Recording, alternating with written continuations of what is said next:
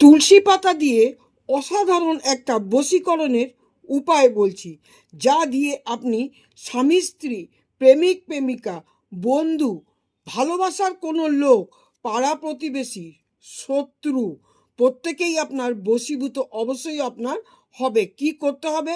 এটা আপনি সোমবার দিন দেখে করবেন।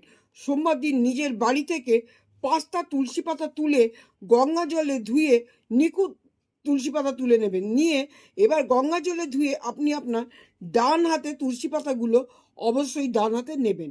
নিয়ে কি করবেন? এবারে 21 বার এই মন্ত্রটি বলবেন, ওম বসম কুরু কুরু সাহা, ওম বসম কুরু কুরু সাহা।